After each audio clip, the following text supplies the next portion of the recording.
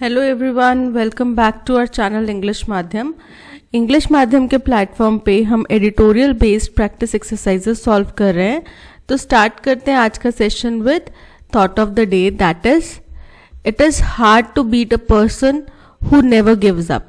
यानी कि जब बात आए ना आपकी सक्सेस की, तब आप ढीठ बन जाओ, बिल्कुल अड़ियल अखड़ू, जो कोई भी दुनिया के पास में आपके लिए जो भी नेगेटिव वर्ड्स है ना कि बड़ा खड़ूस है, अकड़ू है, ढीठ है, अड़ियल है, बन जाओ, ठीक है। क्योंकि ऐसे व्यक्ति को, जो व्यक्ति ढीठ हो, अड़ियल हो, अकड़ू हो, मतलब कि जो व्यक्ति कभी भी गिव अप नहीं करता हो, ठीक है। लोग उसको कितना भी ताने मारें कि तेरे से नहीं हो पाएगा, अरे तू चौथा अटेम्प्ट दे रहा है, तेरे से कहाँ हो पाएगा यार, तू अपने आप को तो देख, तू हमेशा एवरेज स्टूडेंट रहा है, बिलो एवरेज स्टूडेंट रहा है, ठीक है। तू कभी क्लास तो टॉप कर नहीं पाया है, इस एग्ज़ाम को कैसे क्वालिफाई करेगा, हज़ारों लोग देते हैं। सो डोंट लिसन, इग्नोर, ढीठ हो जाओ, उन लोगों की नज़रों में ढीठ हो जाओ, ठीक है। अपना नज़रिया सही रखो, स्थिर रखो कि भाई मैंने इस चीज़ को गिव अप नहीं करना, मेरे लिए ये एक बहुत बड़ा गोल है और अगर मैंने ये अचीव कर लिया, सबसे पहली चीज़ इन सब लोगों के मुंह बंद हो जाएंगे। दूसरी चीज़, मेरी लाइफ सेट होगी, मुझे अपनी लाइफ सेट करनी है, मेरा प्रायोरिटी मेरी लाइफ है, मुझे फ़र्क नहीं पड़ता, I don't give a damn about what other people are thinking about me और what they are talking about me, ठीक है, what they are suggesting me, I am not asking for any of their suggestions, okay.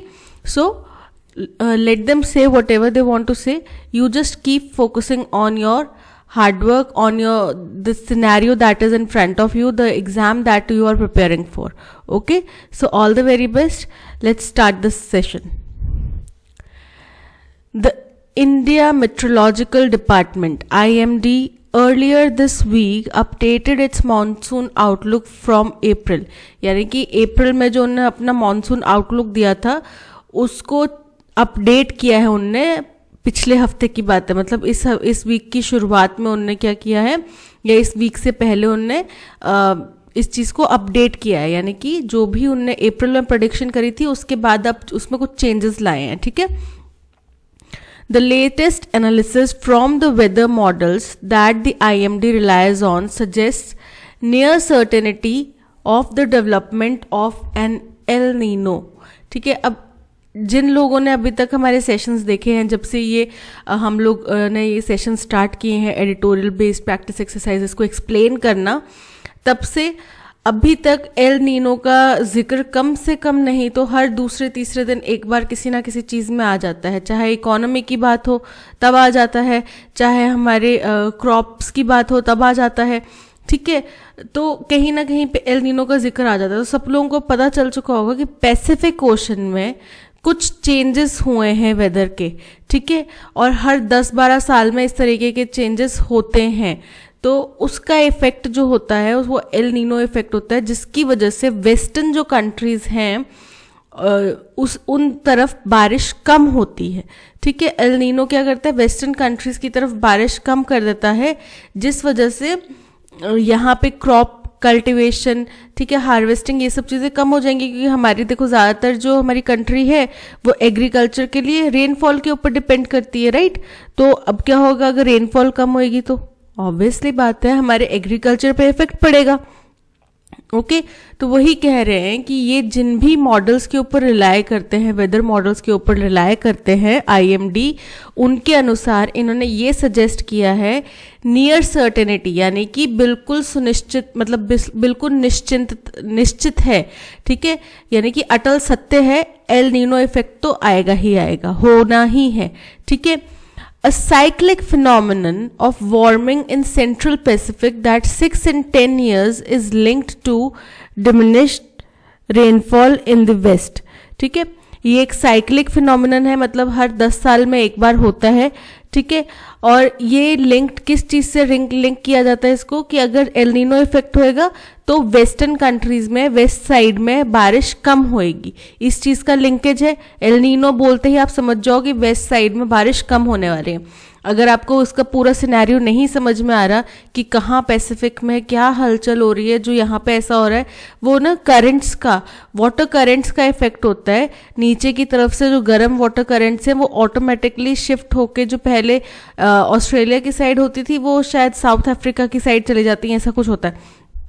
ठीक है, तो अगर आपको पूरा concept नहीं समझ आ रहा है तो आप एल नीनो वर्ड याद कर लो। एल नीनो मतलब वेस्ट में कम बारिश, राइट। तो बोल रहे कि इसका लिंक किया जाता है वेस्ट में, नॉर्थ वेस्ट में और western parts of central India, इन सभी जगहों पे कम बारिश होगी, specially between July and August. और आपको पता है जुलाई और अगस्त क्या है, यही वो महीने हैं जब मानसून हम लोग एक्सपेक्ट करते हैं, यही वो महीने हैं जब मानसून रेनफॉल्स यहाँ पे आती हैं। ठीक है, तो इन्हीं दौरान पे यहाँ पे कम बारिश होगी अगर एल नीनो इफेक्ट होगा तो। Okay, however despite the certainty of an El Nino, the IMD has chosen to retain its outlook of a normal monsoon। बोल रहे हैं हालांकि एल नीनो तो है, आना है, वो तो सर्टेन है, वो तो सुनिश्चित, मतलब बिल्कुल फैक्ट हो गया है कि एल नीनो इस साल तो हम झेलेंगे ही झेलेंगे, लेकिन फिर भी आईएमडी ने ये कहा, उनने ये प्रेडिक्ट करा कि हम नॉर्मल मॉनसून आएगा। अब आप हैरान हो रहे होंगे कि मैम अभी तो आप ऊपर वाली लाइन में बोल रहे हो कि एल नीनो से क्या बोलते हैं, एल नीनो का मतलब है कि हमारे देश में कम बारिश होगी, तो फिर नॉर्मल मॉनसून कैसे होएगा। अब आगे देखते हैं, उनने कुछ बताया भी होगा साथ में। तो नॉर्मल मॉनसून प्रिडिक्ट करा है at 96% of the 50 years long term average of 87 centimetre. जो पिछले 50 साल से एक एवरेज चल रहा है ना 87 सेंटीमीटर का, वही रहेगा, और 96% का मॉनसून मतलब 96% यहाँ पे बारिश होगी। Anything below 96% would have been categorized as below normal। अगर 96% से एक पॉइंट भी कम होता, चाहे 95.9% भी होता, तो भी उसको हम बिलो नॉर्मल मान लेते। ठीक है, मतलब उसमें थोड़ा सा भी चेंज होता, अगर कम होता तो वो बिलो नॉर्मल की कैटेगरी में फॉल करता। Underlying its assessment is a calculation that another phenomenon called Indian Ocean Dipole। बोल रहे अपनी असेसमेंट को, जो उन्होंने कहा ना कि हम नॉर्मल ही रेनफॉल होएगी, हालांकि एल नीनो तो आएगा ही आएगा, वो तो अटल सत्य है कि एल नीनो इफेक्ट आना है, बट स्टिल हम लोग नॉर्मल रेनफॉल देखेंगे। उसके पीछे उन्होंने क्या कारण दिया, उसको उन्होंने कैसे बैक किया, कि किस तथ्य को देखकर उन्होंने बताया कि कैसे नॉर्मल रेनफॉल आएगा, वो ये कि उन्होंने कहा कि एक दूसरा फिनोमिना है जिसको कहा जाता है इंडियन ओशन डाइपोल। इसमें क्या होता है, जो हमारे इंडियन ओशन है ना, वहाँ का टेम्परेचर कुछ इस तरीके से स्विंग होता है कि हिंदुस्तान में इससे नॉर्मल रेनफॉल होती है। तो इससे क्या होता है कि जो एल नीनो का इफेक्ट है, एल नीनो मतलब होता है कि बारिश कम होएगी, और इंडियन ओशन डाइपोल मतलब कि यहाँ पे बारिश ठीक ठाक होएगी। हालांकि इसका सीधा रिलेशन नहीं है, जैसे एल नीनो का मतलब तो सीधा से हम बोलते हैं कि बारिश कम, आईओडी का सीधा रिलेशन नहीं है बारिश ज़्यादा होने से, बट स्टिल इस फैक्टर की वजह से यहाँ पे बारिश नॉर्मल हो जाएगी।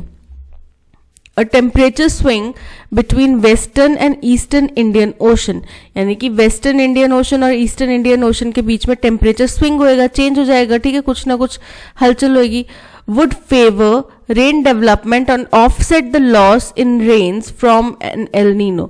और बोल रहे कि ये हमारे यहाँ पे रेन डेवलपमेंट करेगा, यानी कि बारिशें अच्छी हो जाएंगी इससे, और इसकी वजह से क्या होगा कि एल नीनो की वजह से जो हमने लॉस झेलना पड़ा ना कि बारिशें कम होएंगी, वो इससे बराबर हो जाएगा। ठीक है, मतलब बैलेंस आउट हो जाएगा।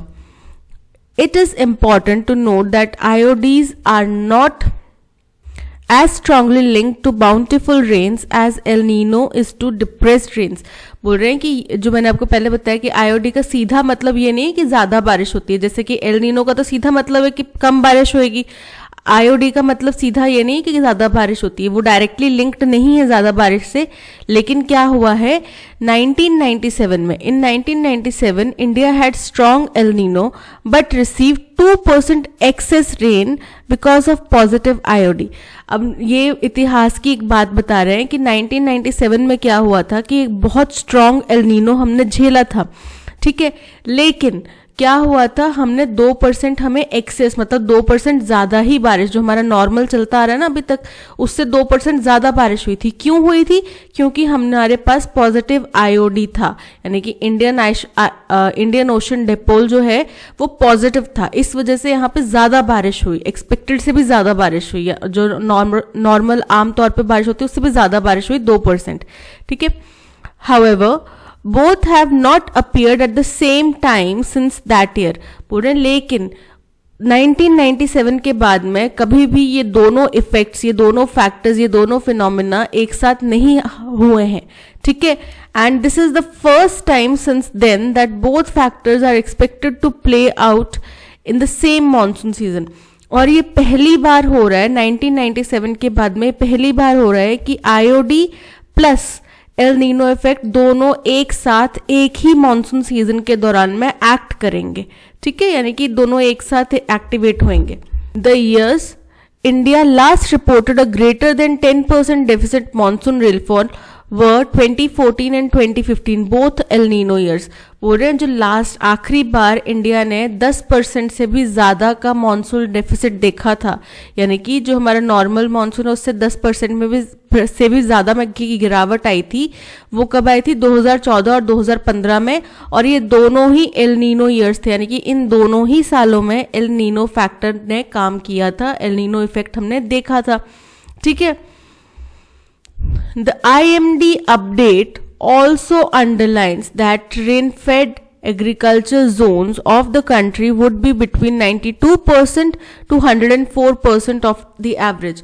बोल रहे हैं कि IMD ने ये भी कहा है, इस बात की तरफ भी उन्होंने संकेत किया है कि जो हमारा एग्रीकल्चर, रेन फेड एग्रीकल्चर मतलब बारिश के ऊपर निर्भर जो एग्रीकल्चर जोन्स हैं हमारे देश में, वुड बी बिटवीन, वहां पे कितनी बारिश की होगी? 92% से 104% एवरेज के बीच में, इस एवरेज के बीच में होगी। ठीक है।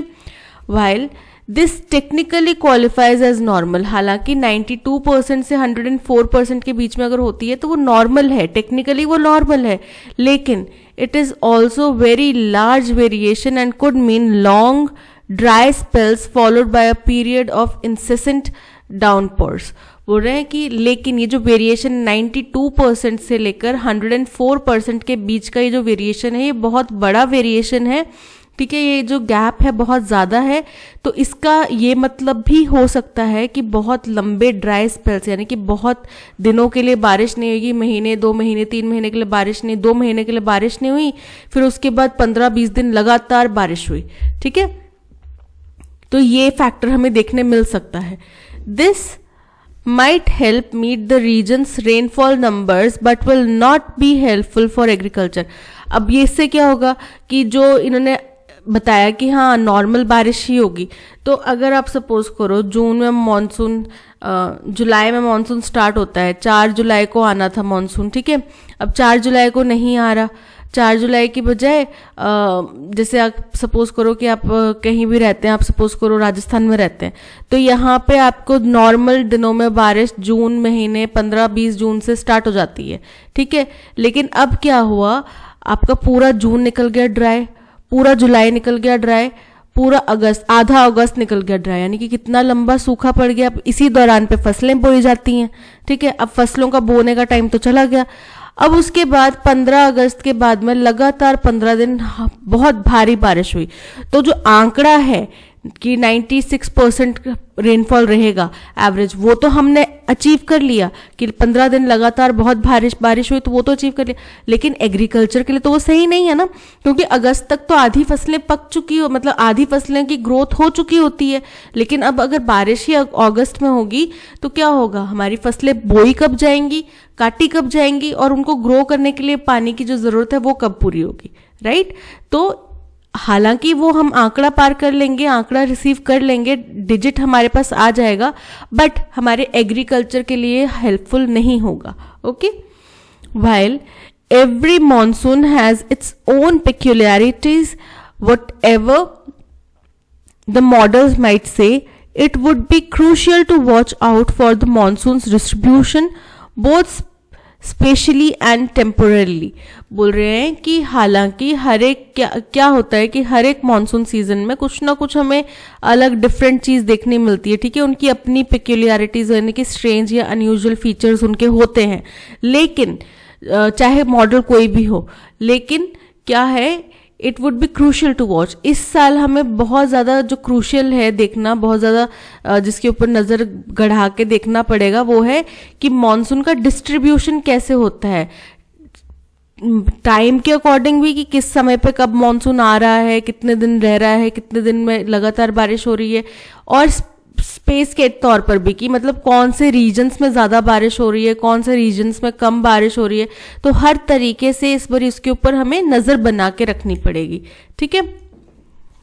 Sharp deficits during July and August, particularly in central India, are likely to influence agricultural output। अब वो वही चीज़ बता रहे हैं कि अगर जुलाई और अगस्त के महीने में बहुत ज़्यादा डेफिसिट यानी कि बहुत ज़्यादा तीव्र कमी होने वाली है मॉनसून की, ठीक है, तो इससे क्या और कहाँ पे होगी, सेंट्रल इंडिया वाले पार्ट में। अब देखो दोनों तरीके से हो गया, टाइम के अकॉर्डिंग भी हो गया, टाइम यानी कि जुलाई अगस्त महीना, और रीजन के अकॉर्डिंग सेंट्रल इंडिया के भाग में, ठीक है। तो इससे क्या होगा, अब आपको पता है सेंट्रल इंडिया ही हमारा एक ऐसा पार्ट है, यूपी, अगर यूपी कंसिडर करें, बिहार कंसिडर करें, मध्य प्रदेश और राजस्थान, ये सब जो जगहें हैं, यहाँ पे अगर बारिश कम होती है तो उनकी जो फसलें हैं उनके लिए इफेक्ट पड़ेगा, ठीक है। तो वही चीज़ यहाँ पे बताने की कोशिश की जा रही है कि इससे हमारे एग्रीकल्चर आउटपुट के ऊपर बहुत ज़्यादा प्रभाव पड़ेगा, right. More accurate assessments of rain during this month are available through the IMD's extended range forecast.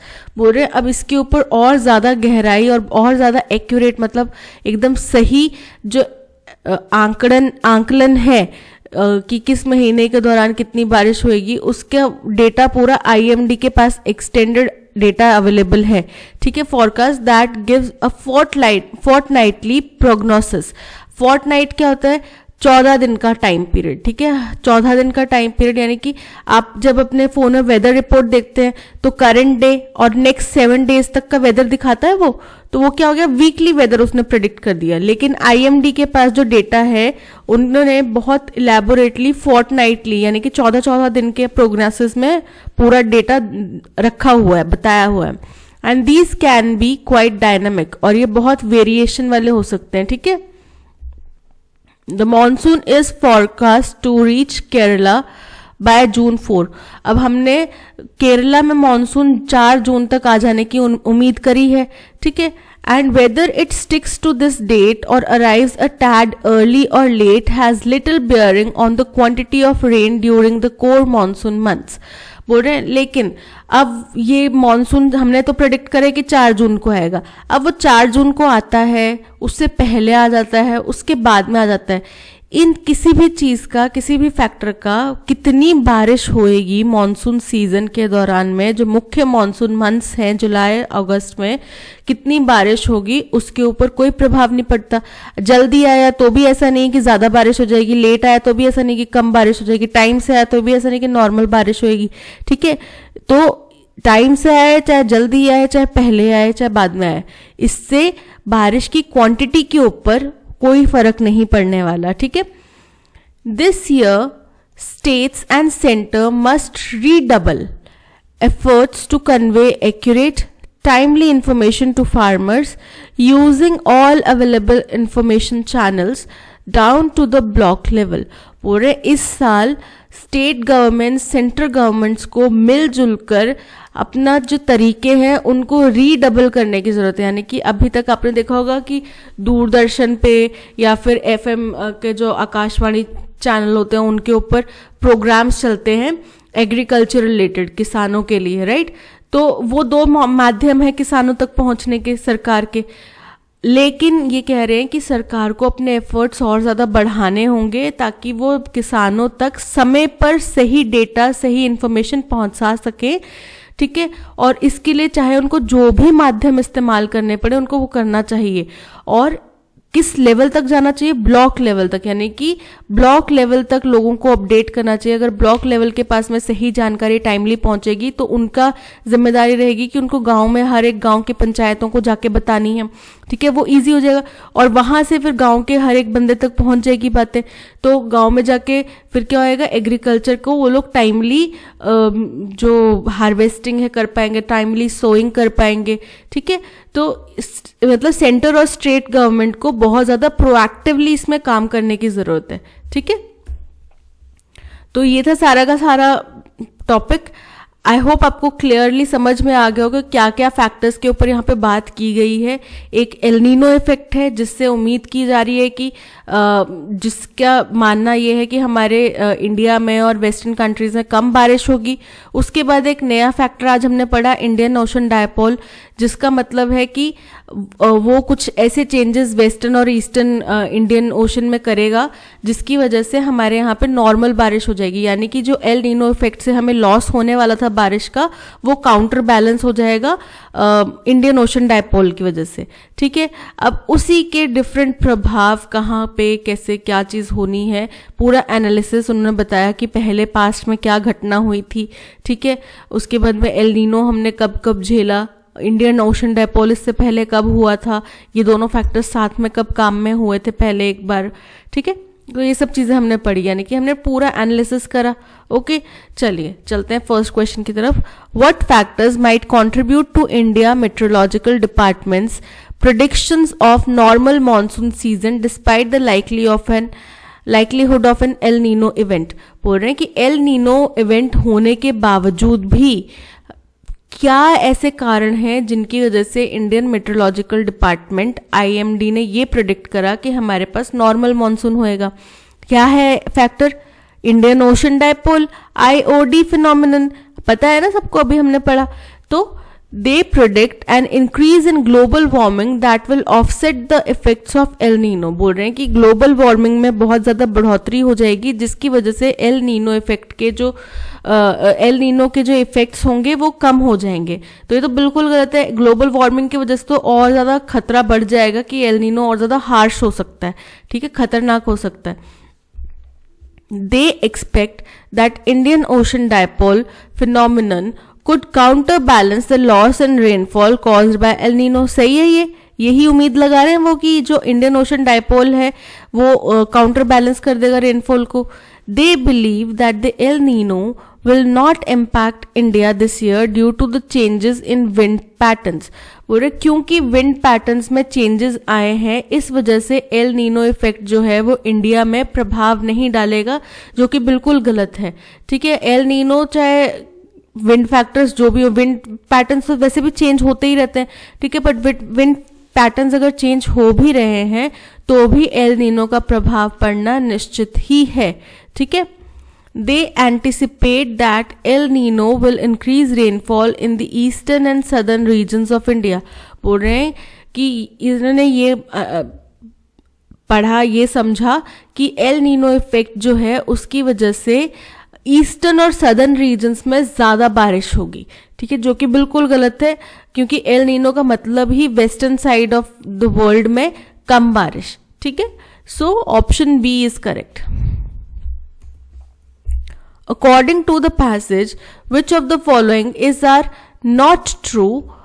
अब नॉट ध्यान रखना, नॉट ट्रू की बात करिए, ट्रू की बात नहीं करिए, not true about the Indian meteorological departments recent monsoon outlook, ठीक है। IMD has updated its monsoon outlook from April with near certainty of the development of an El Nino। सही है ये कि उनने अप्रैल के बाद में अब अपने नया आउटलुक दिया है और इसमें कहा है कि एल नीनो इफेक्ट तो बिल्कुल निश्चित आएगा ही आएगा, ठीक है। IMD has retained its outlook of a normal monsoon at 96% of the 50-year long-term average of 87 centimetre. बोल रहे हैं कि IMD ने कहा कि हमने जो लगभग पिछले 50 सालों से 87 सेंटीमीटर का लॉन्ग टर्म एवरेज मेंटेन करा है इस साल भी वही रहेगा और 96% मॉनसून रहेगा, जो कि सही है, ठीक है। The last times India reported a greater than 10% deficit in monsoon rainfall, wherein 2014 and 2015 both El Nino years. ये भी सही है, ठीक है. The IMD predicts the Indian Ocean dipole will have the stronger impact on rains than El Nino. बोल रहे हैं कि IMD ने ये कहा कि इंडियन ओशन डायपोल जो है उसका जो प्रभाव है वो ज़्यादा प्रभावशाली होगा, स्ट्रॉन्गर होगा हमारी रेंज के ऊपर एल नीनो की बजाय. तो ऐसा नहीं है, ज़्यादा स्ट्रॉन्ग प्रभाव नहीं होगा, बट उसकी वजह से एल नीनो का इफेक्ट थोड़ा कम हो जाएगा, ठीक है. तो वो काउंटर बैलेंस करेगा, उसका प्रभाव ज़्यादा नहीं होगा बट वो बैलेंस कर देगा उसको, ठीक है. So option C is correct, only 4. Which of the following conclusions can be drawn from the passage above? ठीक है, above मतलब passage से कौन से conclusion पे हम पहुंच सकते हैं? The amount of rain during the monsoon season is the sole factor that influences agriculture output in India. बोल रहे हैं कि मानसून सीजन के दौरान में कितनी बारिश होती है, केवल इसी फैक्टर के ऊपर हमारा एग्रीकल्चर आउटपुट जो है वो निर्भर करता है, ठीक है. तो ऐसा नहीं है, केवल इसी फैक्टर के ऊपर निर्भर नहीं करता, बट हाँ इससे काफ़ी ज़्यादा प्रभावित होता है, क्योंकि इंडिया के जितना भी पॉपुलेशन एग्रीकल्चर में जुड़ा हुआ है वो ज़्यादातर क्या है, रेनफॉल के ऊपर डिपेंडेंट है, ठीक है. The distribution of rainfall over time and space during the monsoon season has no bearing on agriculture in India. तो बोल रहे हैं कि जो भी डिस्ट्रीब्यूशन है रेनफॉल का टाइम और स्पेस के, मतलब कौन से टाइम पे कितनी बारिश हो रही है, कौन सी जगह पे बारिश ज़्यादा हो रही है, कौन सी कम बारिश हो रही है, इससे हमारे एग्रीकल्चर के ऊपर कोई फर्क नहीं पड़ता, जबकि इससे बहुत ज़्यादा प्रमुख असर पड़ता है अगर जो हमारे एग्रीकल्चर मतलब ज़्यादा वीट और राइस प्रोड्यूसिंग जो जगहें हैं वहाँ पे अगर सही टाइम पे और सही मात्रा में बारिश नहीं होगी तो वहाँ पे फसलें किस चीज़ से उगाई जाएंगी, right. The timing of monsoon's arrival in Kerala significantly influences the quality of rain during the core monsoon months. बोल रहे हैं कि मानसून केरला में किस टाइम पे अराइव करेगा उससे ही मानसून की क्वांटिटी के ऊपर फर्क पड़ेगा. जब कोर मानसून मंथ्स होंगे उसमें कितनी भारी मात्रा में बारिश होगी, कम होगी, इसका इफेक्ट पड़ेगा. तो ये बिल्कुल गलत है. हमने पढ़ा था पैसेज में कि उनने कहा है कि मानसून चाहे 4 तारीख को आए, चाहे उससे पहले आए, चाहे उससे बाद में आए, उसका उसकी क्वांटिटी के ऊपर फर्क नहीं पड़ने वाला. तो ये भी गलत है. Timely and accurate information on the distribution of rainfall during monsoon months is critical for farmers in India. तो कि हमने लास्ट में पढ़ा कि सरकार के ऊपर सारी जिम्मेदारी पड़ जाती है अब कि वो टाइम से सब और एकदम एक्यूरेट इन्फॉर्मेशन फार्मर्स तक पहुंचाएं और ब्लॉक लेवल पर इसके ऊपर काम करें, ठीक है.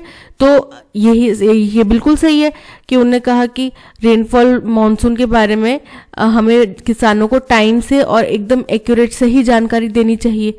So option D is correct. Question number 4.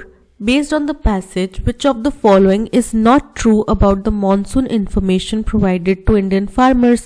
ठीक है, जो मानसून इन्फॉर्मेशन इंडियन फार्मर्स को प्रोवाइड की जाती है उसके बारे में कौन सी स्टेटमेंट जो है वो करेक्ट नहीं है, ठीक है.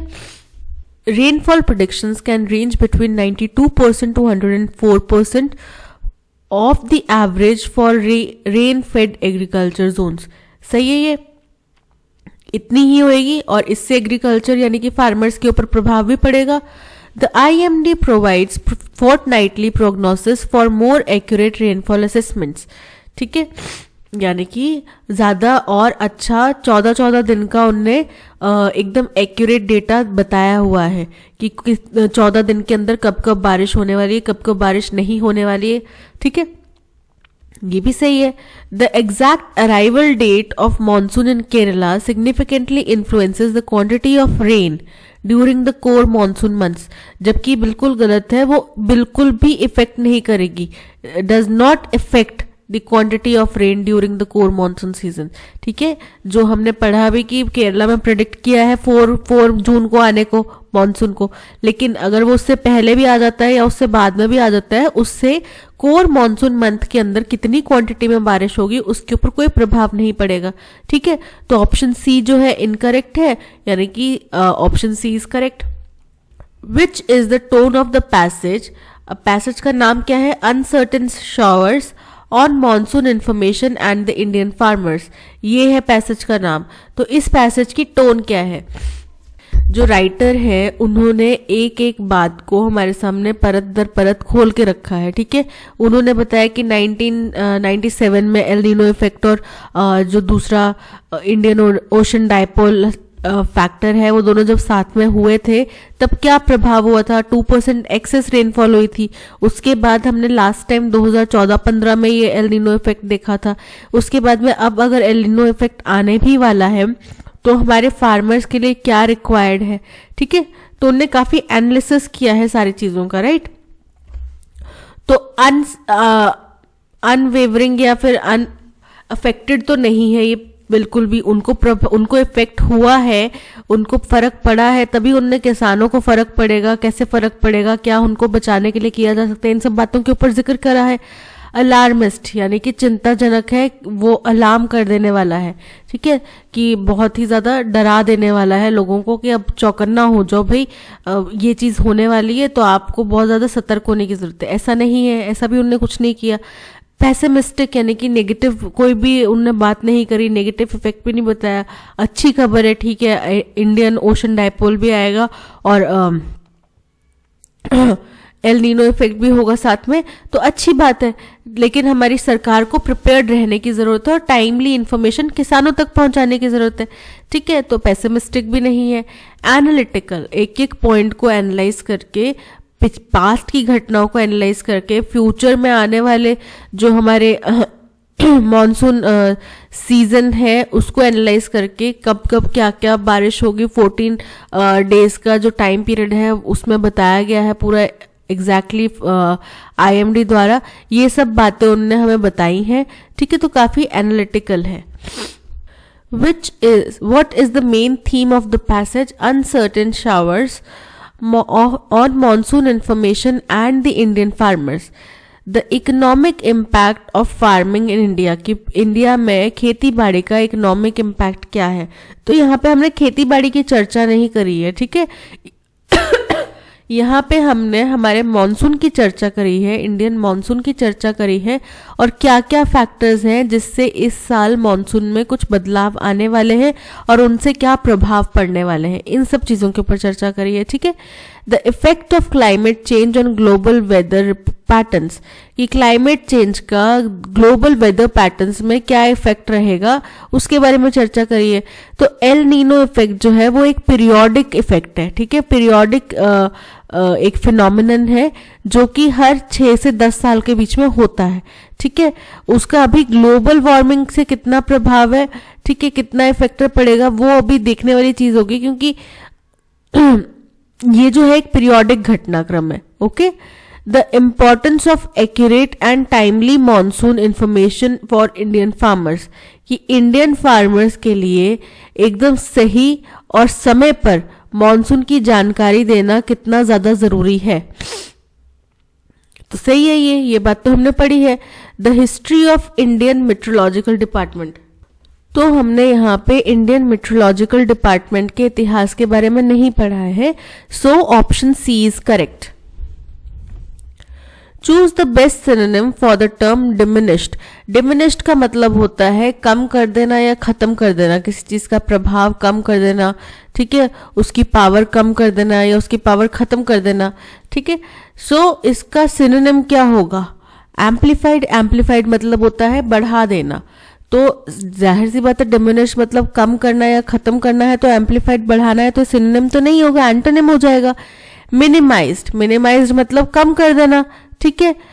एनहांस्ड। एनहांस्ड मतलब भी बढ़ाना। मैग्नीफाइड। मैग्नीफाइंग ग्लास आप क्यों यूज करते हैं? छोटी चीजों को बड़ा करके देखने के लिए ना, तो वो भी मतलब बढ़ाना, ठीक है। तो option B minimized is the correct answer for diminished as it is the synonym, okay. Bountiful. Bountiful का मतलब होता है भरपूर मात्रा में, बहुत बड़ी संख्या में, ठीक है, जो कि हमने पैसेज में पढ़ा है कि बाउंटीफुल रेनफॉल्स के बारे में, ठीक है, यानी कि भरपूर मात्रा में बारिश होगी। तो इसका एंटोनिम बताना है। अब बहुत ज्यादा मात्रा में है तो यानी कि कम मात्रा में, ठीक है, किसी चीज की कमी है, ठीक है। स्कार्स। स्कार्स मतलब किसी चीज की कमी होना। एक्सूबरेंट। एक्सूबरेंट मतलब बड़ा ही एक्साइटमेंट, एंथुजियास्टिक फील करना, ठीक है। प्लेंटीफुल, प्लेंटीफुल मतलब भरपूर मात्रा में, जितना जरूरत है उससे भी ज्यादा ही है। एम्पल मतलब जरूरत से भी ज्यादा, ठीक है, अच्छी खासी भरपूर मात्रा में। So option A scarce is correct as it is the antonym for bountiful. One word substitute हमें देना है, ठीक है। One who does a thing for pleasure and not as a profession, कोई ऐसा व्यक्ति जो किसी काम को अपनी खुशी के लिए करता है, ना कि एक प्रोफेशन के तौर पे। अब देखा है ना, कई लोग अच्छे खासे कुछ भी जॉब कर रहे हैं, XYZ कोई भी जॉब कर रहे हैं या फिर किसी भी फील्ड में अच्छा खासा काम कर रहे हैं, बट उनने एक साइड पैशन रखा होता है। साइड पैशन, जब वहाँ से थोड़े परेशान हो गए या कुछ करने का मूड नहीं कर रहे या कुछ आइडियाज़ में क्लैरिटी नहीं मिल रही, तो अपना पैशन थोड़ा बहुत करने लग जाते हैं, जिससे उनको थोड़ी क्लैरिटी मिल जाती है और थोड़ा शांति का टाइम मिल जाता है। कुछ लोगों ने पेंटिंग को बनाया होता है अपना पैशन, कुछ लोगों ने डांस को बनाया होता है, कुछ लोगों ने म्यूजिक को बनाया होता है, ठीक है। तो वो क्या हो गया, वो एक उनका एक खुशी का पल है, वो खुशी देने वाला, उनको खुशी प्रदान करने वाला कार्य है, और पर उनका प्रोफेशन नहीं है। तो वो क्या हो गए, एमेच्योर। एमेच्योर मतलब कोई ऐसा व्यक्ति जो कि किसी काम को खुशी के लिए करता है, ना कि प्रोफेशन के तौर पे, ठीक है। तो ऑप्शन ए हो गया करेक्ट। परफॉर्मर, परफॉर्मर मतलब कोई व्यक्ति जो किसी एक्ट को या कोई भी चीज को परफॉर्म कर रहा है, करने वाला, ठीक है, जो कार्यक्रम है उसको प्रस्तुत करने वाला। प्रोफेशनल, प्रोफेशनल मतलब जैसे कोई डॉक्टर है वो एक प्रोफेशनल है, ठीक है, यानी कि उसके पास ऑफिशियल डिग्री है, ठीक है, उसको गवर्नमेंट ने या जो भी संस्थान है जिनसे मान्यता प्राप्त होनी चाहिए उससे मान्यता प्राप्त है वो कार्य करने के लिए। ओके। एस्थेटिक, एस्थेटिक मतलब कोई ऐसा व्यक्ति जो एस्थेटिक लाइफस्टाइल जीता हो। एस्थेटिक लाइफस्टाइल मतलब साधु सन्यासी का जीवन जीना, ठीक है। तो जो व्यक्ति एक साधु सन्यासी का जीवन जीता है उसको एस्थेटिक बोलते हैं, राइट। सो यहाँ पे option A amateur is correct. A report in TOI, for example, said that in Hyderabad, even some pharmacies and hospitals were unwilling to accept these notes.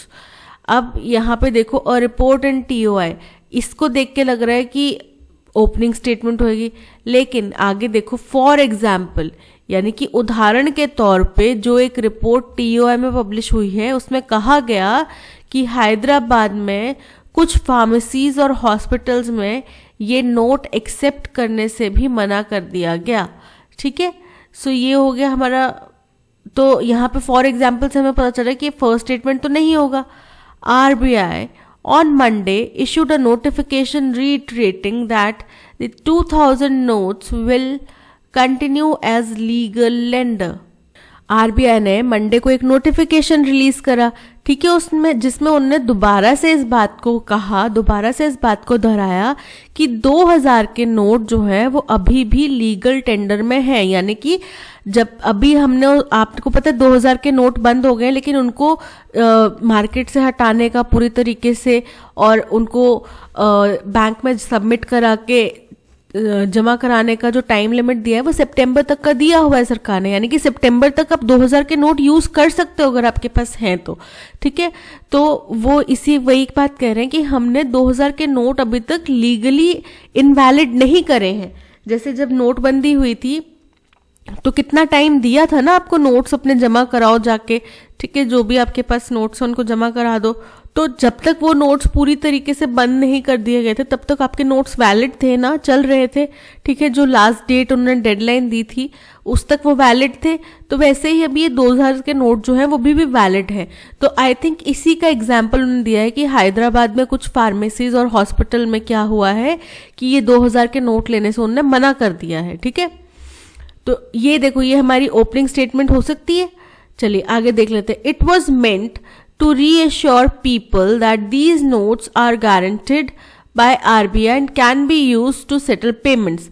अब ये इसी का जो है आगे पार्ट लग रहा है, एक्सटेंडेड पार्ट लग रहा है कि ये नोटिफिकेशन क्यों बनाया गया, क्यों दोबारा ऐसा नोटिफिकेशन लाना पड़ा, क्योंकि वो लोगों को, जनता को इस बात का दोबारा से आश्वासन देना चाहते हैं कि ये नोट्स जो हैं ये अभी वैलिड हैं, क्योंकि ये RBI द्वारा अभी भी गारंटी में है, ठीक है, और अभी भी आप अपने किसी भी लेन देन के लिए इनका इस्तेमाल कर सकते हैं। तो हमें एक चीज़ क्लैरिटी होगी कि क्यू जहाँ भी होगा उसके बाद आर में होगा, चाहे क्यू फर्स्ट में हो तो आर सेकेंड में होगा, चाहे क्यू मिडल में हो तो आर बाद में होगा, चाहे क्यू थर्ड में हो तो आर लास्ट में होगा, ठीक है, बट क्यू के बाद में डायरेक्टली आर आएगा। Last Friday's notification, which had made the point about legal tender, had left many unconvinced. पूरे पिछले हफ्ते जो फ्राइडे को इन्होंने नोटिफिकेशन दिया था उसमें जो लीगल टेंडर का पॉइंट था उससे बहुत सारे लोग जो हैं वो अनकन्विंस थे, यानी कि अनसेटिस्फाइड थे, वो उनको जवाब पसंद नहीं आया था। ठीक है, अब देखो इन सभी स्टेटमेंट्स को एनालाइज करके हमें पता चल रहा है कि जो क्यू स्टेटमेंट है वो हमारा ओपनिंग स्टेटमेंट है। क्यों? क्योंकि इसमें कहा गया कि आरबीआई ने मंडे को एक नोटिफिकेशन रिलीज करा जिसके यानी कि ये घटनाक्रम का शुरुआत है। क्या किसके बारे में हम बात कर रहे हैं? 2000 के नोट के लीगल टेंडर की हम बात कर रहे हैं। ठीक है, आरबीआई का जिक्र करा कि आरबीआई ने एक नोटिफिकेशन बनाया है दोबारा जनता को आश्वासन देने के लिए या सुनिश्चित करने के लिए कि 2000 का नोट जो है वो अभी भी आप यूज कर सकते हैं। ठीक है, उसके बाद में हमें पता है कि इसके इमीडिएट बाद में आर स्टेटमेंट आएगी, राइट। अब ये आरबीआई ने फैसला क्यों किया? क्योंकि जो पिछले हफ्ते उन्होंने नोटिफिकेशन लाया था जिसमें लीगल टेंडर का जिक्र था उससे कई लोग अभी तक संतुष्ट नहीं हो पाए थे पूरी तरीके से। उनको ऐसा लग रहा था कि उनके मन में अभी भी डाउट है। ठीक है, ये हो गया थर्ड। और फोर्थ हो जाएगा हमारा पी स्टेटमेंट, जिसका मतलब है कि इस डाउट का एग्जाम्पल वो दिखा रहे हैं कि जैसे कि एक टीओआई में रिपोर्ट आई थी जिसमें हैदराबाद के हॉस्पिटल्स और फार्मेसीज ने 2000 के नोट लेना बंद कर दिया था, बट अभी वो नोट लीगली वैलिड है, अभी वो नोट जो है वो लीगल टेंडर के अंदर है। तो आप कोई भी ऐसा इंस्टीट्यूट है वो इसको मना नहीं कर सकता कि हम 2000 का नोट नहीं लेंगे आपसे। ठीक है, जब तक वो लीगल टेंडर में है तब तक। तो अरेंजमेंट हमारा बन रहा है क्यू आर एस पी। अब देखो क्यू से दो ऑप्शंस हमारे पास हैं, तो इसको हटा दो और इसको हटा दो। Q R S P, Q S R P, option A Q R S P is correct. December 2021 and December 2022 dash not have been more contrasting for India's pharmaceutical industry. Last year, it was hailed dash developing vaccines that inoculated billions against the coronavirus and underlined its moniker as the pharmacy of the world. कह रहे हैं कि दिसंबर 2020 और दिसंबर 2021 जो हैं इन्होंने क्या बोलते not have been more contrasting, ये कभी भी इतना कॉन्ट्रास्टिंग नहीं हुए होंगे इंडियन फार्मास्यूटिकल इंडस्ट्री के लिए। ठीक है, तो लास्ट ईयर, अब पिछले साल की बात है, इट वॉज हेल्ड, अब किसी की प्रशंसा की जा रही है, इट वॉज हेल्ड यानी कि उनकी प्रशंसा की गई, तो हेल्ड फॉर प्रशंसा की जा रही है। ठीक है, इसका मतलब होगा कि कोई रीजन बताने की कोशिश की जा रही है। क्यों रीजन, किस बात के लिए प्रशंसा की जा रही थी? For developing vaccines. ठीक है, तो उनकी प्रशंसा की गई for developing vaccines that inoculated billions against the corona virus and underlined, क्योंकि उन्होंने ऐसी वैक्सीन्स बनाई जिन्होंने इनॉक्यूलेट करना मतलब इम्यून करना। ठीक है, तो कई बिलियन लोगों को इन्होंने इम्यून करा कोरोना वायरस के अगेंस्ट में। ठीक है, एंड अंडरलाइंड, और उनका जो नाम है, मॉनिकर मतलब निकनेम या नाम। ठीक है, होता है ना अलेक्जेंडर द ग्रेट, ठीक है, Henry the third, Henry the eighth, वो जो साथ में दी एट्थ लगा दिया, या फिर महात्मा गांधी को जैसे फादर ऑफ नेशन कहा जाता है। तो अगर हम बात करें, अगर कोई बोले फादर ऑफ नेशन तो किसका नाम ध्यान में आएगा? महात्मा गांधी का। ऐसा तो नहीं है जवाहरलाल नेहरू का याद आ जाएगा, ऐसा तो नहीं है कि नरेंद्र मोदी जी का नाम याद आ जाएगा। तो वैसे ही अगर हम बात करते हैं फार्मेसी ऑफ द वर्ल्ड तो इंडियन फार्मा इंडस्ट्री का नाम सामने आ जाता है। ठीक है, तो इन्होंने अपनी पहचान एक फार्मेसी ऑफ द वर्ल्ड के नाम पे बना ली, right. This year 2 Indian drug manufacturing firms stand accused by 2 countries। और इस साल क्या हुआ कि 2 इंडियन ड्रग मैन्युफैक्चरिंग कंपनीज जो थी, फर्म्स जो थी, उनके ऊपर 2 देशों से द्वारा इल्जाम लगाए गए। किस चीज के? Of producing toxic cough syrup link to the deaths of children, जिसमें टॉक्सिक कफ सिरप यानी कि जहरीली खांसी की दवाई जो होती है ना, वो जहरीली खांसी की दवाई की वजह से कुछ बच्चों की डेथ्स हो गई।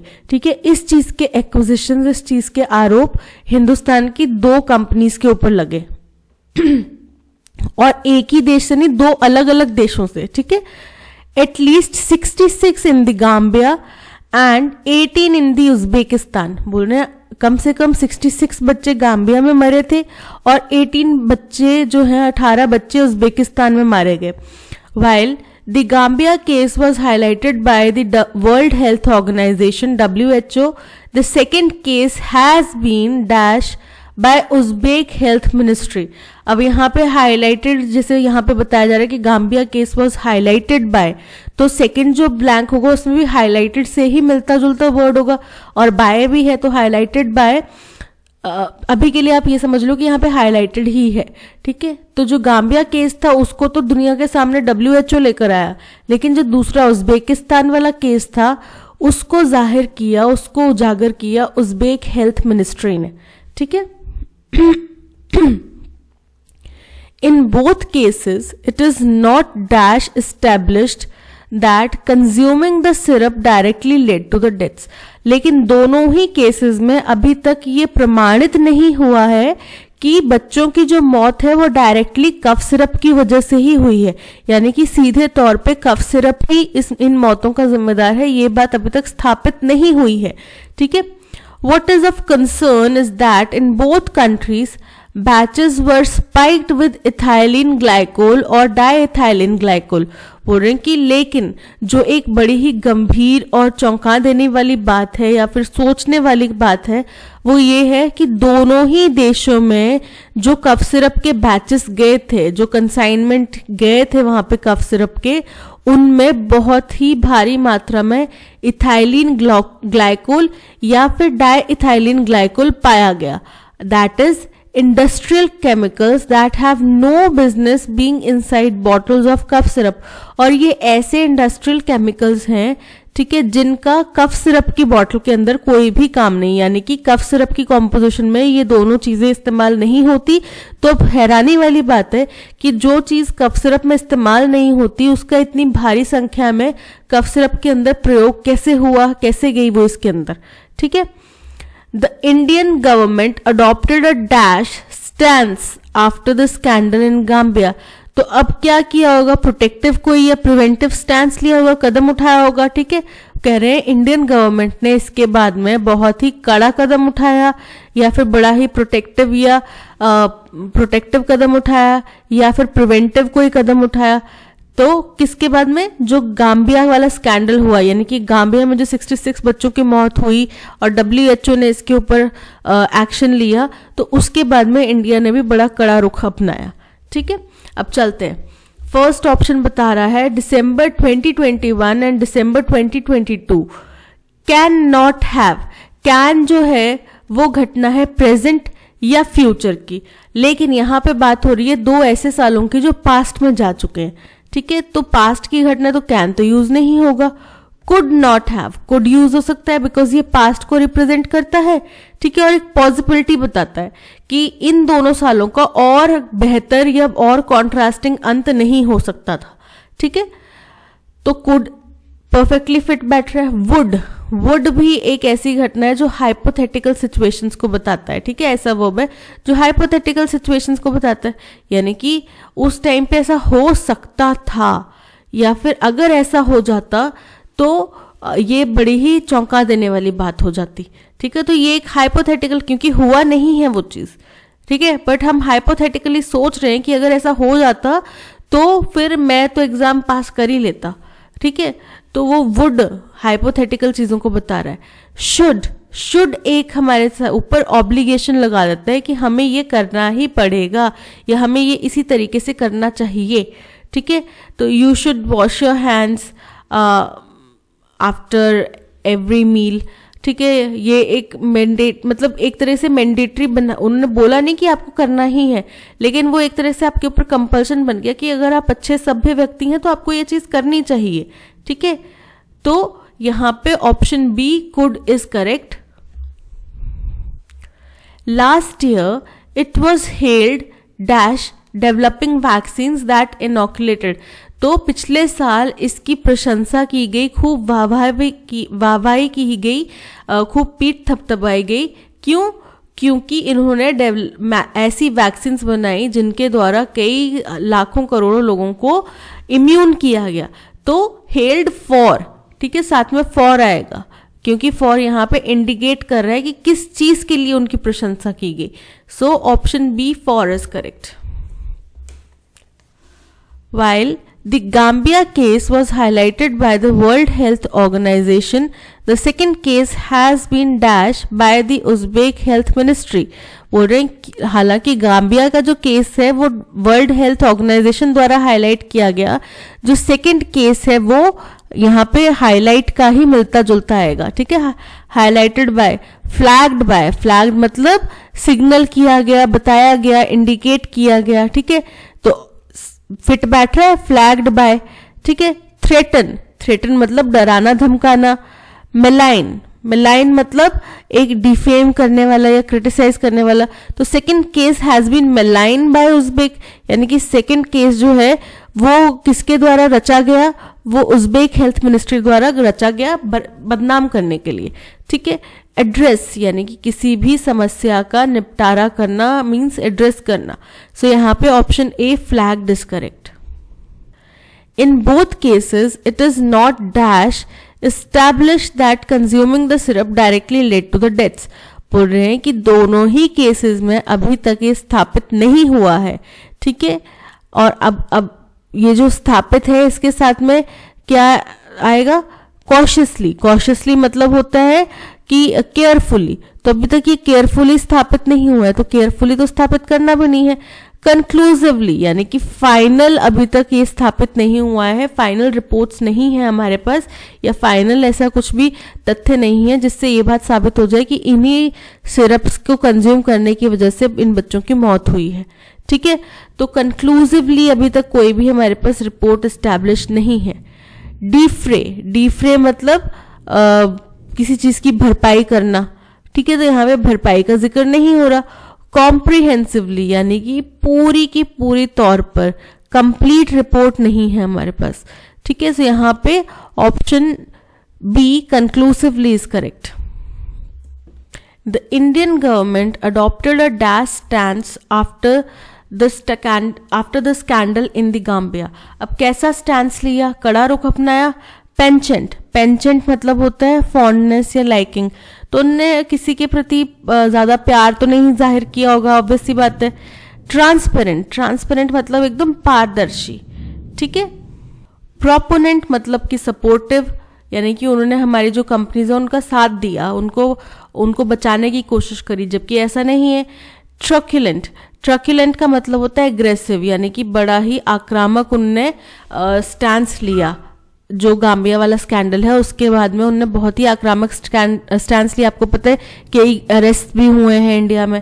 ठीक है, उन कंपनीज को और शट डाउन भी कर दिया गया है, बंद भी कर दिया गया है। Right, so option D truculent is correct.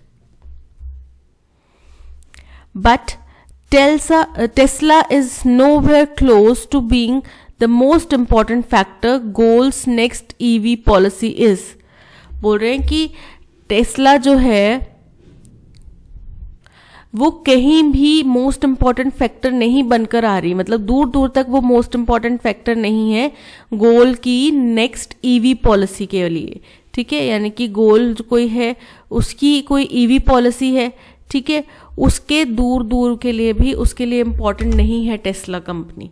Alright, Tesla the marquee brand in electric vehicles keeps saying it's interested in investing in India।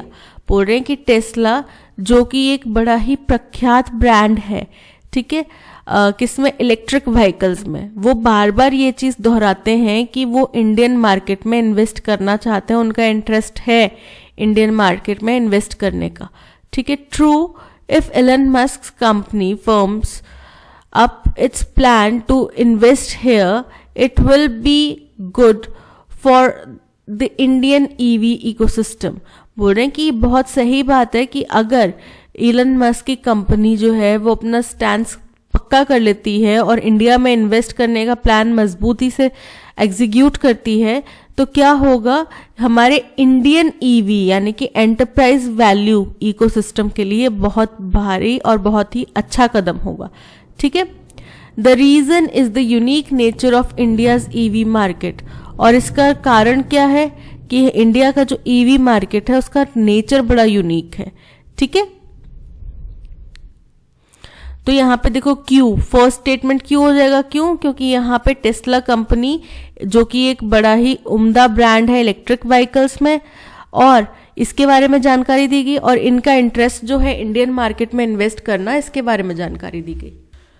फिर इन्वेस्टिंग इन इंडिया की बात हुई, तो वहीं पे आगे बात करी गई कि इन्वेस्ट हेयर, कि अगर एलोन मस्क की कंपनी यहाँ पे इन्वेस्ट करती है, इस प्लान को पक्का करती है, तो हमारे लिए भी ये बहुत फायदेमंद होगा। ये हो जाएगा सेकंड चीज। ठीक है, थर्ड पॉइंट हो जाएगा हमारा कि लेकिन टेस्ला जो है वो गोल्स की नेक्स्ट ईवी पॉलिसी के इर्द गिर्द भी कहीं भी प्रायोरिटी लिस्ट में शामिल नहीं है। ठीक है, ये हो गया थर्ड पॉइंट। और इसका रीजन ये है कि इंडिया की जो ईवी मार्केट है उसका नेचर बड़ा यूनिक है। ठीक है, ये हो गया fourth point, right. So Q R P S, Q R S P, Q R P S, Q P R S. So option B, QRPS is correct. Select the most appropriate meaning of the given idiom. Idiom है call it a day. Call it a day का मतलब होता है कि अब हम आज के दिन के लिए इस चीज़ को बंद करते हैं। जैसे आपने कई हॉलीवुड मूवीज़ में या आजकल जैसे फिल्टर कॉपी वगैरह पे सीरीज चलती हैं, उनमें भी बोलते हैं let's call it a day, मतलब अभी हम इसको बंद करते हैं। ठीक है, अभी हम इसको छोड़ते हैं, फ्रेश हो जाओ, कुछ मतलब नया कुछ सोचते हैं, या फिर इस प्लान को भी स्टॉप कर देते हैं, या फिर आज के दिन के लिए काम भी बंद कर देते हैं, right. So call it as a bad day, कि इसको बुरा दिन बुलाते हैं हम, जो कि गलत है।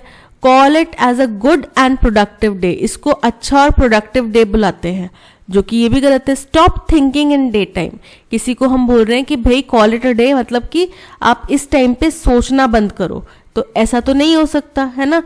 स्टॉप वर्किंग ऑन समथिंग, किसी चीज के ऊपर काम करना भी बंद कर दो। Let's call it a day, अभी आप इसके ऊपर काम करना बंद करो। ठीक है, आज के दिन के लिए इस टास्क के ऊपर इतना काम बहुत है। So option D is correct. Women have bagged the top 4 spots in Civil Services Exam 2022, the second year in a row। बोल रहे हैं कि लगातार दूसरी बार महिलाओं ने टॉप 4 स्पॉट जो है सिविल सर्विसेज एग्जाम 2022 में हासिल किया है। Even more significantly, women candidates recommended for appointment to various allied government services like IAS and IPS have overall risen from 24% to 34% since 2018। बोल रहे, और इससे भी ज्यादा जो एक महत्वपूर्ण बात है वो ये है कि महिला कैंडिडेट्स जो हैं, जो कि IAS और IPS के लिए अपॉइंटमेंट के लिए रेकमेंड की जाती हैं, उनकी संख्या, ओवरऑल संख्या जो है वो 24% थी 2018 में, और अब कितनी हो गई है, 34% उनकी भागीदारी हो गई है। ठीक है, यानी कि महिलाओं की संख्या बढ़ रही है इन सर्विसेज के अंदर में।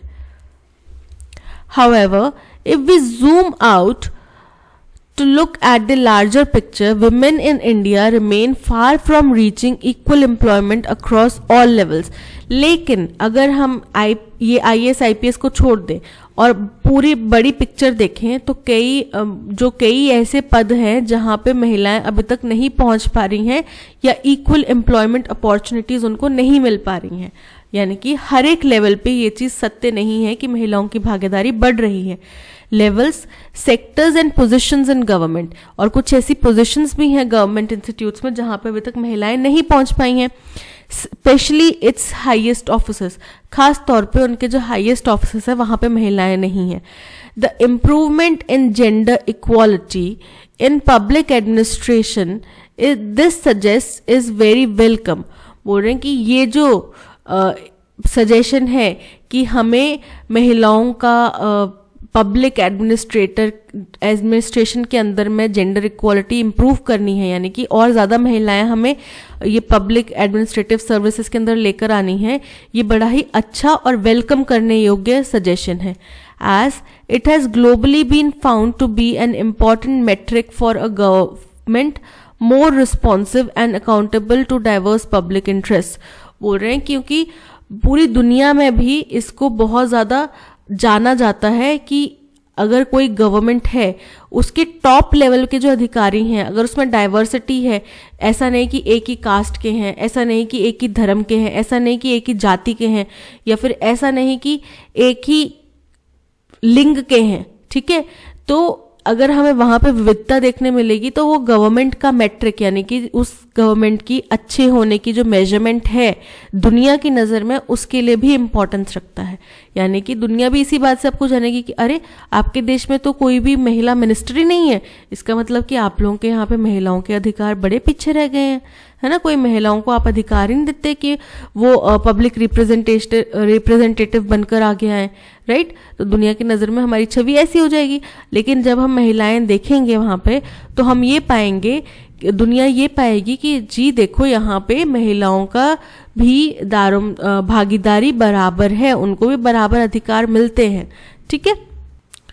तो सबसे पहला स्टेटमेंट तो हो जाएगा पी, क्योंकि इसमें बताया गया कि 2022 के एग्जाम में 4 टॉप पोजीशन जो है महिलाओं ने हासिल करी और ये लगातार दूसरी बार हुआ है, ठीक है.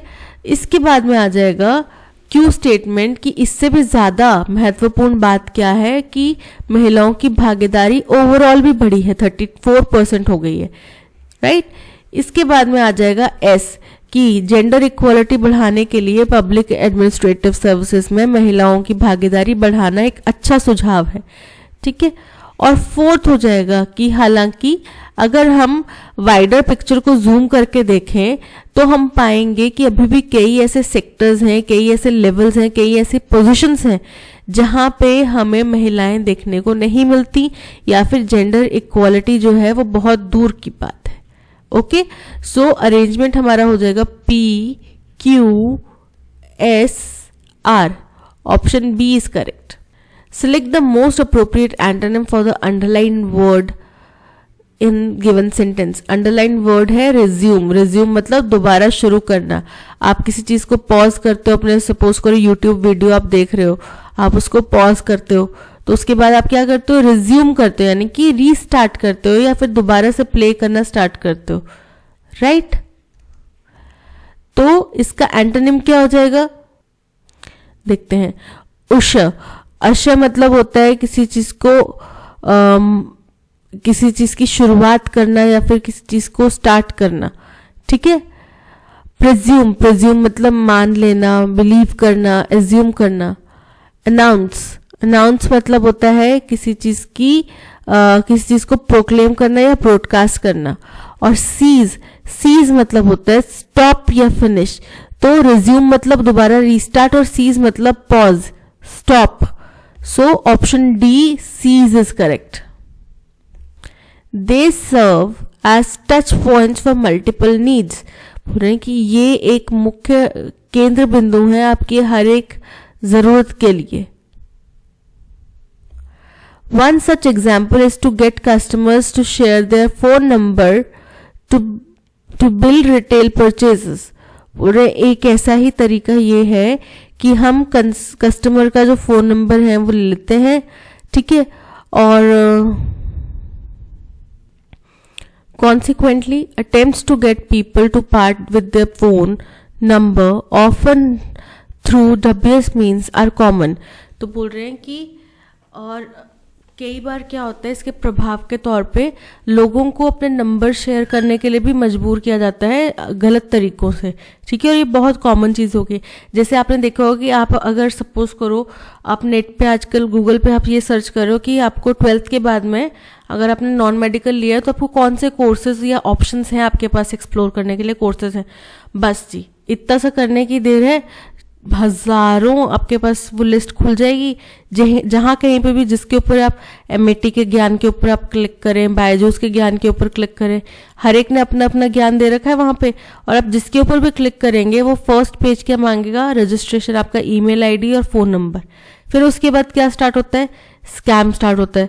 आपको हर रोज मेल्स आएंगी कि last day for admission to enrol for admission, last day to enrol for admission. फिर आपको कॉल करेंगे उनके कस्टमर्स, जो एग्जीक्यूटिव्स हैं वो कॉल करेंगे कि आपने सर्च करा था, मैं आपको जानकारी देता हूँ, फिर ये हमारे प्लान है। फिर उसके बाद अगर आप उनको मना करेंगे तो उसके बाद थोड़े दिन बाद वो फिर कॉल करेंगे, ठीक है। तो ये क्या होता है कि आपका नंबर शेयर करने का एक तरीका होता है, ठीक है। Mobile phones in India are ubiquitous. Ubiquitous मतलब कि हर जगह मौजूद हैं, हर जगह पाए जाते हैं। ओवर अ बिलियन सब्सक्राइबर्स, और कितने इसके सब्सक्राइबर्स हैं, कितने लोग हैं जो मोबाइल फोन यू देखते हैं, वो है बिलियन से भी ज़्यादा, ठीक है। ऑब्वियसली बात है, हमारी पॉपुलेशन इतनी ज़्यादा तो होंगे। तो ये हमारा ओपनिंग स्टेटमेंट हो गया। यहाँ पे बताया गया कि मोबाइल फोन्स कितने इंपॉर्टेंट हैं, कि हर व्यक्ति के पास मोबाइल फोन है आज की डेट में, ठीक है। इसके बाद आ जाएगा हमारा स्टेटमेंट पी, कि ये टच पॉइंट्स की तरह बिहेव करते हैं, टच पॉइंट की तरह होते हैं बहुत सारी ज़रूरतों के लिए। यानी कि आपको कपड़े खरीदने, फ़ोन खोलो, अमेज़ॉन पे, फ्लिपकार्ट पे, मिंत्रा पे क्लिक करो और अपनी पसंद के कपड़े सिलेक्ट करो और भाई बस पेमेंट करो और ले लो कपड़े, है ना। आपके पास खुद ही पहुंच जाएंगे, आपको बाजार की धूप में नहीं जाना पड़ा, आपको दुकानदारों के साथ अरे भैया 1800 का ठीक लगा लो ना, 1200 का लगा लो, ऐसे भी नहीं करना पड़ा, बार्गेन भी नहीं करनी पड़ी, ठीक है। तो क्या हो गया, एक टच के ऊपर आपकी सारी ज़रूरतें पूरी होने वाली होगी। खाना, भूख लगी है, खाना बनाने का मन नहीं है, जोमेटो क्लिक करो, जोमेटो हाजिर, राइट। सो टच पॉइंट्स बन चुके हैं ये, ओके। और फिर ये हो जाएगा सेकेंड ऑप्शन हमारा। थर्ड हमारा ऑप्शन बनता है आर। क्यों? क्योंकि यहाँ पे बात हो रही है कि लोग जो हैं वो अपना नंबर कैसे कैसे शेयर कर देते हैं, और इसी का एक एग्जाम्पल है जब customers to share their phone number to bill retail purchases. यानी कि आपने रिटेल परचेजेस जब करनी है तो वहाँ पे आपको मजबूर किया जाता है कि अपना नंबर दे दीजिए, हमारे इंटरनल रेफरेंस के लिए चाहिए होता है। बोलते हैं ना, रिलायंस फ्रेश जाओ, आपने पहले कभी शॉपिंग करी है हमसे, आपका नंबर दे दीजिए जो आपको यूज़ करते हैं, फिर वो लिखेंगे। उसके बाद फिर रिलायंस फ्रेश से आपको मैसेज आते रहेंगे, हर 4-5 दिन में आपको कोई ना कोई मैसेज आ जाएगा, ठीक है। तो ये क्या हो गया कि बिल के टाइम पे आपको मोबाइल नंबर देना जो है वो मैंडेटरी करने का मतलब यही है कि आपका जो डेटा है वो आगे शेयर किया जाएगा। तो हमारा अरेंजमेंट बन रहा है SPRQ। अब S से 3 ऑप्शन स्टार्ट हो रहे हैं, तो B को तो हटा दो।